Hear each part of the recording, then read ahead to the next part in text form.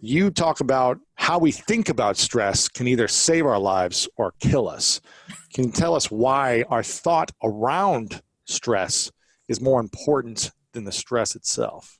Yeah. So I do try to avoid the language of like, if you think about stress the wrong way, it will kill you. In part because I actually came to regret that I had done a lot of teaching and speaking and writing about how stress itself can kill you. So, because I'm a health psychologist, I was trained to view stress as the enemy. And if you look at the science, you can find evidence that stress increases your risk of everything people don't want, from heart disease to depression, all of it. But almost 10 years ago, I came across this study that made me really rethink stress. And it was a study that tracked about 30,000 adults for almost a decade in the US. And at the beginning of the study, they asked people, first, how stressful is your life? And then also, do you believe that your stress is harmful? Do you believe that stress is bad for your health? And so they followed them to find out, like, is it true that stress kills? And what they found is that for the subset of people who had a very stressful life and most strongly believed that their stress was harmful, they had a 43% increased risk of dying from any cause over the next decade. But the people who had the most stressful lives and did not strongly believe that stress was bad for them, they were the most likely to be alive at the end of the decade. And this study caught my attention because, first of all, it suggests that stress is not always the enemy. At least it's not always a risk factor in the way that we think about it. But then also it was making me think, like, how many of those deaths was I personally responsible for by going out there trying to convince people that stress was bad for their health and that, the stress will kill your brain cells and eventually kill you. So that was kind of like a wake-up moment for me to start to want to investigate, is it possible that how you think about stress can interact with stress to help you avoid some of the consequences we don't want? And maybe even something good about stress worth embracing so that your mindset could help you harness some of your personal strengths, help you harness the strength in your community to get some positive outcomes we maybe don't usually associate with stress. So I think I'm trying to from the idea that like stress isn't bad unless you believe it is, which is sometimes how my work gets summarized. That's not the case. I mean, like you said, I'm a scientist, so I understand data. Stress is a paradox. Stress is not something that we often get to choose. So it's not like even if you had a wish list and you could say, I want this much stress and this type of stress, it's not like we have that opportunity. So what I'm really interested in is this idea that we now call it the stress mindset effect, that there are ways of thinking about stress that can make your body's response to stress healthier, that can change what happens in your brain in moments of stress, that make you braver, more resilient, more willing to accept help from others, and that these mindsets basically change the trajectory of how stress affects you. That's the big idea that I hope to share with people. When do we know that we are experiencing good stress versus bad stress? Yeah, no such thing as good stress or bad stress. I want to say that is, again, another, I think, a big misconception around stress, because, people will say things like, oh, good stress, it's like the stress of getting a promotion or the stress of winning the lottery or the stress of doing something really exciting that you're good at. Like that's good stress. And bad stress is all the stuff we don't want. It's the pain, it's the suffering, it's the loss, it's the uncertainty, it's what we actually mean when we say we're stressed. It's all of that. So I, forget good stress, bad stress, because it sets us up to think that if we're experiencing what all of us will instinctively say, didn't want this, like the bad stress, that's the real stress for most of us. And again, most of us don't get to choose how stressful our lives are, how stressful the world is. I mean, the time we're living in now is a perfect example of that. And if you label things good stress, bad stress, it can lead to things like believing, like let's say you're trying to homeschool your kids right now, and it's enormously stressful, and you're feeling like a bad parent and a bad teacher, and you can't figure out how you're going to get through today, let alone tomorrow. If you believe that's bad stress, you're going to believe, I'm not cut out to be a parent. There's something wrong with my kids. There's something wrong with, my life. And I just here's the distinction that I like to make. Life can be difficult. So that good or bad, but stress is what arises in you when something that you care about is at stake. So it's your thoughts, it's your emotions, it's your biology, it's the stress hormones, it's the adrenaline, it's your desire to reach out to others, it's sometimes a sense of outrage and anger. It's all the stuff that emerges to help you meet a moment that matters. And so what I like to focus on is in moments of stress, some of those instincts are going to be healthy and helpful, and others are not. So rather than like stress being good or bad, it's about learning more about your stress responses, the repertoire that's available to you, and how do you get good at stress so that you can tell in a moment of stress, is this a moment that requires slowing down and going within? Or is this a moment that requires being vulnerable and asking for help? Is this a moment that requires ignoring everything else and rising to the challenge because it's an emergency and I need that adrenaline, so let's do it? There's a lot of different ways to be good at stress, and that's the good that I like to focus on. Yeah, I'm a big believer that our life is an interpretation, and the language we use dictates the way we think and feel. And the more we say, I'm stressed, I'm overwhelmed, any word that we use after I am, we start to manifest more in the mind and the body, and they connect, and we create that. I'm sick. I'm not feeling well. The more we say these things, now we should be aware of these things and not just act like it's not there. But I think when we use language and almost eliminating the word stress or overwhelm and reframing it can be a powerful thing as well. What is your thoughts on how we use words around our stress, anxiety, loneliness, depression? How should we be using words and language during that time? There are a lot of examples that I can go into, but I want to start like from an overview. This is where that improv idea of yes and can be really helpful. Because, and I know you've talked with other guests about this too, sometimes there's a tendency to want to be so positive that we ignore reality. And, one of the things is, one of the reasons that I'm drawn to the research that I do and the topics that I talk about is because it is not in my nature to be positive, right? So anytime you're a negative person. Pessimistic, anxious, overwhelmed, existential dread, terrified by life from birth. The world is against you. Yeah. Yeah, I'm not, not because necessarily life experiences that have shaped that worldview. I mean, I believe a lot in genetics also. So I think like that's my temperament. So I'm drawn a lot to these ideas of like choosing positive emotions, reframing things, because it's the antidote to my habits that can become destructive. So I think like part of this is, that's another way, like you could introduce me to somebody who needs to seriously come to terms with the reality of suffering, and I'd push them in the opposite direction. And, oh no, I'm never stressed. Oh, everything happens for a reason. I want to be like, I would want to ground them in the opposite that is also true. So, but let's get back to the idea, because there is some truth to positive language and mindsets. A really simple example. We know that the physiology of anxiety and excitement are really similar in your body and in your brain.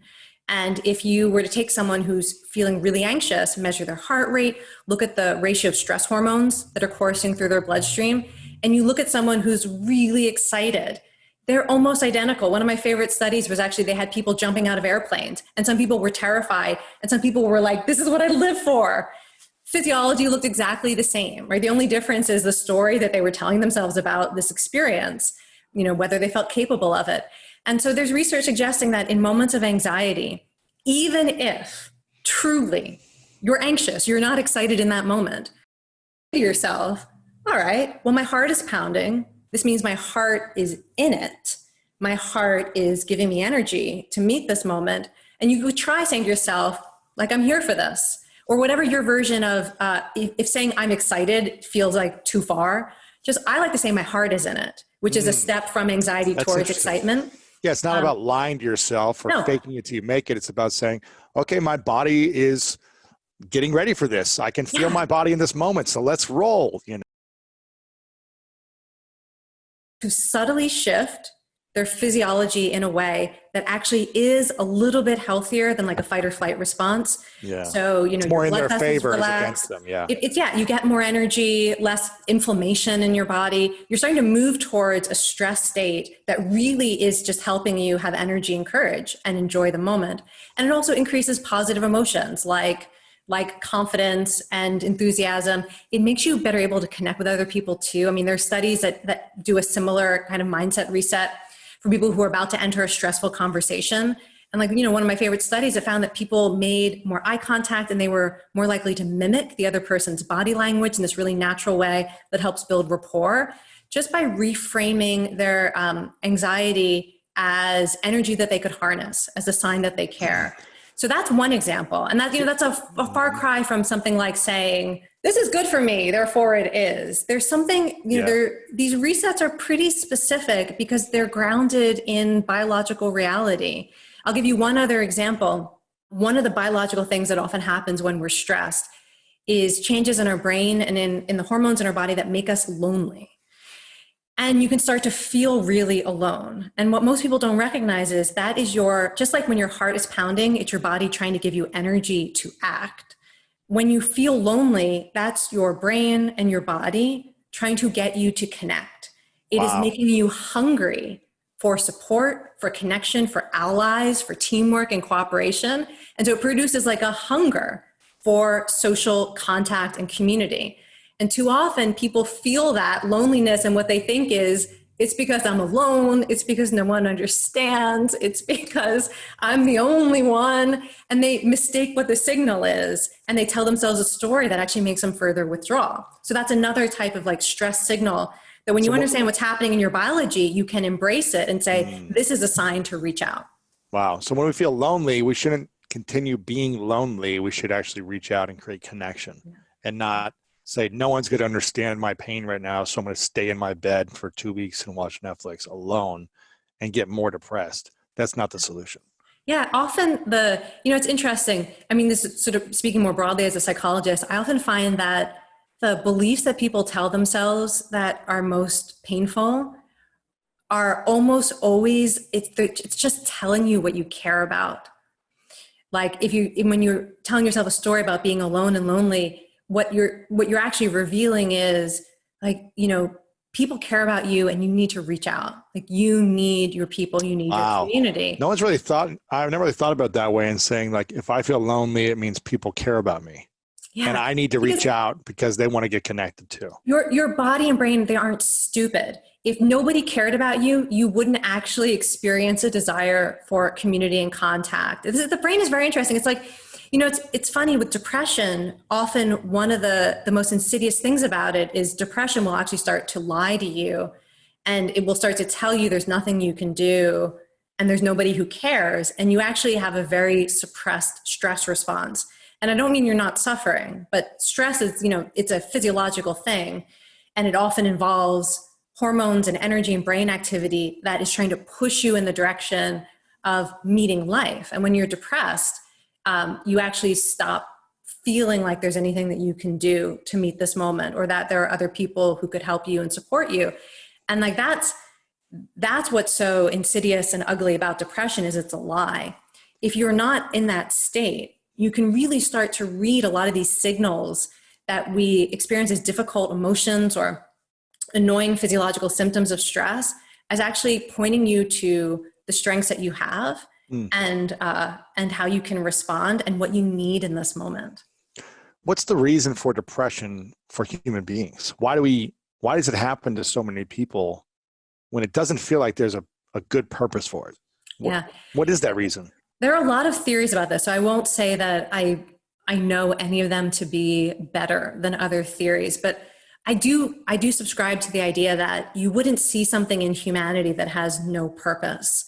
So a lot of the things that we experience as not something we would choose for ourselves, things like grief, anxiety, depression, anger, they serve a function.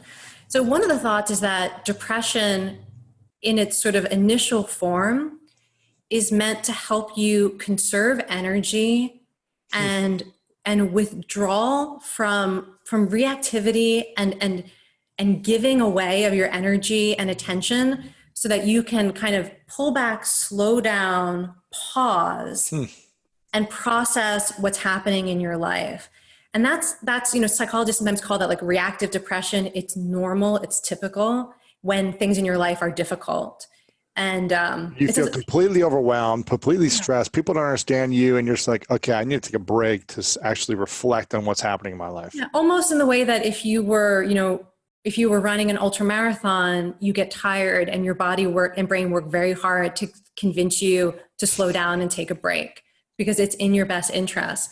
Now, so that's one theory. Another theory, which I find very plausible, is that depression is the equivalent of what you see in animals called the defeat response. And this is if you are an animal in the wild and you experience so much rejection from your community, your family, your group. So you've been ostracized. You have very little access to resources on your own. You can't find a way to survive on your own. You will see these changes happen in the brain and body that they're called the defeat response, but it's this biological cascade that basically convinces animals to crawl away and die, to give up on life. And so if you stress out a rat enough by, say, putting them in a cage with a bunch of rats that bully that rat incessantly, and the rat can do nothing to escape, and you're not giving it resources, and it's got no purpose in life, you will see changes in that rat's brain and biology that then if you throw the rat in a bucket of water, it doesn't even try to swim. It just gives up and drowns. So I think that a lot of what we experience as depression and why depression is an epidemic in so many cultures right now, so many societies, is that a lot of people are experiencing kind of the equivalent of being in a cage and being bullied and not being clear about what can I do to improve my circumstances? Who cares about me? How can I contribute to the world? Yeah. And I'm not saying it's necessarily true. I mean, you can feel that way even when something is possible, right? That it's part of how and sometimes it actually is true. Sometimes you really are in circumstances that can trigger a defeat response. So I think that's another reason why depression might exist, in which case it's doing nothing for you. And it's worth knowing that depression can make your brain turn on you because the depression is not thinking about your well-being. No, that's crazy. Yeah. What do you think are the 3 or 4 things that can help us get out of a depressed state of being, whether it's been for weeks, months, years, or moments? Yeah. Well, here I will go to both the science and my direct experience. One of my big interests in life is helping people who find themselves in circumstances they would not have chosen for themselves. And grief is a big one. Yeah. Or trauma. So what the science says and what I have seen in people's lives and in my own life is if you're on a do-it-yourself path. So first of all, let me say, obviously, you use whatever resources are available to you therapeutically and medically. Now, that's not my role. So I don't write prescriptions. I don't do therapy. So I'm not out there in the world sharing that with people. But obviously, everything from antidepressants to new treatments like deep brain stimulation and magnetic stimulation of the brain, therapy, group therapy, one-on-one, all of that stuff. Obviously, use that and I believe in the power of sort of all of the evidence-based treatments. Okay, but I don't know how to do it, so I'm not out there sharing it. So if you're on a do-it-yourself supportive pathway, in addition to or instead of that other stuff, exercise, number one. And I know how that sounds to somebody who's depressed. I know because I've actually been in the state where it was so hard to move. I would have punched someone who told me to exercise if I had the strength to punch someone who told me to exercise. So I understand what it can be like to be in a physical state of depression or grief, where every cell in your motor system is saying, don't move, making it impossible to even get to put one foot in front of the other. That said, there is nothing else you can do that more dramatically and profoundly changes your brain chemistry immediately and in the long term to relieve depression, whether we are talking about the brain chemistry that kicks in, the adrenaline and the dopamine that just gives you a little bit of energy, even if you're depressed, that tends to kick in immediately, to over time, as your brain learns how to benefit from exercise, you will start to get an exercise high that gives you high levels of endocannabinoids and dopamine and endorphins that just transform your outlook on the day that you exercise. And then 6 weeks, 8 weeks, months later, you see changes in the structure of the brain that can only be compared to what you see from the most cutting edge neurological treatments for depression, things like deep brain stimulation. So yeah, the exercise actually changes your reward system, the structure and function of your reward system, in ways that can help it recover from depression or addiction, which can absolutely wreak havoc on the brain's ability to experience joy and anticipate pleasure and stay motivated. Depression, grief, and addiction it's like they all have a very similar effect on the brain's ability to experience positive motivation and take joy in everyday life. And exercise is, as far as I can tell, because I looked for it in the research, as far as I can tell, it's the only thing that you can choose to do that has that kind of impact on your brain in the long term. Wow. That's number one. I could keep going, but do you want to talk? That's number one. Give me a couple others. Okay. Number two, this is going to sound super cheesy, but I believe this, is find a way to be of service to others. I mean, the research really supports this as well. But if you think about, we talked about depression as being possibly, for some people, it's like a defeat response, where you've had experiences in life that have misled you into believing that you don't have value or that you aren't cared about, or there's nothing you can do to make a difference in your life or in the world. And the fastest way to get contradictory evidence is to volunteer to help someone. Life, when I was struggling, where I re-engaged with not just like donating money when I can, but to show up to a place and help people. First was when I was in graduate school and was working in a food kitchen and preparing food and serving food. And then later on, starting to work as an adoptions counselor for animal rescue organizations, where I would actually go and adopt out animals who otherwise might be homeless or even euthanized. When you do that, the thing that it's so great about helping others or volunteering is people see you differently in that role. There already was in you that good. Like whatever good is in you, often when you're in a situation of being able to help others, it just gets reflected back to you. And the same thing is true for me. I always say, like, my students like me so much more than like my family members. There's something about a role where you're trying to help others, where they see you differently. They appreciate you more. It's such a gift if you have a voice in your head that says you have nothing to offer, nobody cares about you, there's no good in the world. Because you get this sort of reciprocity where you tap into your desire to do good. You see, first of all, that you aren't the only one suffering. That's another great thing about helping others, is it makes visible what might people are struggling with food scarcity, how many other people are struggling with addiction, whatever capacity you're able to volunteer or serve in. You start to realize you aren't alone. Even if that struggle is different than your own, you see the common humanity of it. And again, that people see the good in you. So that, I'm sure that sounds cheesy, but I'm gonna stand in the truth of that.